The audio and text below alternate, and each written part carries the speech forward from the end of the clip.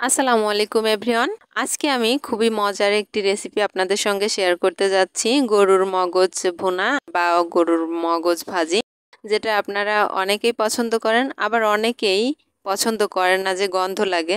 তো আজকে আমি যেভাবে রেসিপিটি আপনাদের সঙ্গে শেয়ার করছি, এইভাবে রান্না করলে যে কোনো কেউই পছন্দ করবে, আর যে রান্না খাবে সে রান্না খেয়ে জিজ্ঞেস করবে কে রান্না করেছে, তার কাছ থেকে রান্না শিখতে চাইবে যদি এই পদ্ধতিতে রান্না করে থাকেন।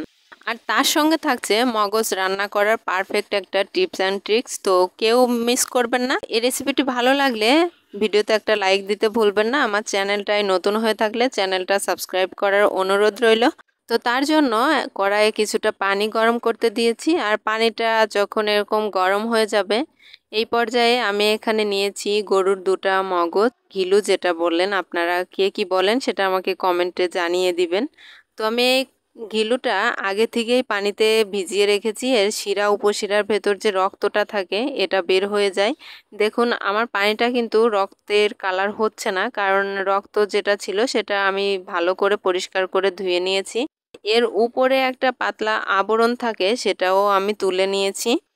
এখন এই গরম পানির ভেতর আমি একে একে দুটো মগজই দিয়ে দিয়েছি। এটা হচ্ছে যে পরিমাণে ব্যাকটেরিয়া এর ভেতর থাকে সেটাও ব্যাকটেরিয়া মুক্ত করা হয়, আর এর ভেতর যে রক্তের অংশটা থাকে সেটাও ওই গরম পানিটা পেলে বের হয়ে যায়। এটাই হচ্ছে গরম পানি করার মূল কারণ। আমার কাছে মনে হয় যে গরম পানিটা না করলে ঘিলুর ভেতর যে গন্ধটা থাকে এটা খাবারের সময় আমি পাই। তো আমি সব সময় এরকম গরম পানির ভেতর ভালো করে ধুয়ে নিই। এখন এই পানিটা ফেলে দিয়ে এই কড়াইয়ে কিছুটা তেল দিচ্ছি, আর এই মগজ রান্নায় কিন্তু তেলের পরিমাণটা একটু বেশি লাগে। আর এখানে সবই আমি বাটা মশলা ব্যবহার করেছি। নিয়েছি রসুনের পেস্ট, আদার পেস্ট, জিরার পেস্ট, আর কিছুটা কাঁচামরিচের কাটা, আর একটু বেশি করে পেঁয়াজটা নিয়েছি। এখন আমি কাঁচামরিচটা তেলে ছেড়ে দিয়েছি। মরিচটা আমি হালকা করে একটু ভেজে নিচ্ছি, আর মরিচটা যখন তেলের উপর একটু নরম হয়ে আসবে এই পর্যায়ে আমি পেঁয়াজের যে কুচিটা রেখেছিলাম এটাও দিয়ে দিচ্ছি।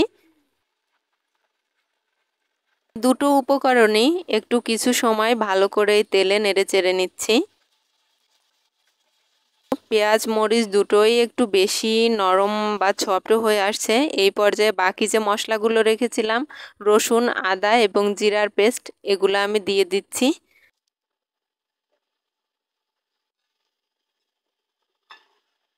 আর দিচ্ছি ছোট দেখে 3 টুকরো তেজপাতা, আর সামান্য হলুদ, লবণ। এগুলা দিয়ে আবার ভালো করে নেড়ে চেড়ে নিচ্ছি। এই পর্যায়ে নাড়াচাড়া কিছু সময় করলে নিচে থেকে দেখা যাচ্ছে যে একটু লেগে লেগে আসছে। কয়েক টুকরো দারুচিনি দিচ্ছি, এটা অপশনাল, আপনারা এর পরেও ভেজে গুঁড়া করে দিতে পারবেন। তো আমি তার আগেই দিচ্ছি, আর এখন মগজটাও ছেড়ে দিচ্ছি। মগজের ভেতর যতটুকু পানি ছিল আমি কিন্তু সম্পূর্ণ পানি ভালো করে ঝরিয়ে নিয়েছি। এখন নেড়ে চেড়ে এই পানিটা শুকিয়ে নিতে হবে, আর দেখা যাবে এক পর্যায়ে নাড়তে চাড়তে এমনিতেই ঝুরঝুরে হয়ে যাচ্ছে। এই পর্যায়ে আমার কিন্তু কোনো প্রকার আর মশলা ব্যবহার করা লাগছে না। তো এভাবে ততক্ষণ পর্যন্ত নাড়াচাড়া দিব যতক্ষণ না মগজের পানিটা সম্পূর্ণ শুকিয়ে একটু ঝুরঝুরে ভাব চলে আসছে, ততক্ষণ পর্যন্ত। আর এর মাঝ বরাবর এসে আমি 4টা শুকনা মরিচ দিচ্ছি। আমার কাছে মনে হয় যে শুকনা মরিচ দিলে সুন্দর একটা ফ্লেভার আসে। আর যখন এরকম একদম ঝুরঝুরে হয়ে আসবে এবং তেলটাও অনেকটা ছেড়ে দিচ্ছে, কালারটাও দেখুন চেঞ্জ হয়ে গেছে, এই পর্যায়ে 3 টুকরো এলাচ একটুখানি গরম করে নিয়ে শিলপাটায় ছেঁচে এর ভেতরে যে শাঁসটা থাকে সেটা বের করে নিয়েছি, আর এখন দিয়ে দিয়েছি এর ভেতর। আর 2 থেকে 3 মিনিট নাড়াচাড়া করেই এটা এখন নামিয়ে নিচ্ছি। আর এটা গরম ভাতের সঙ্গে এবং রুটির সঙ্গে, পোলা ভাতের সঙ্গে অনেক মজা হয় খেতে।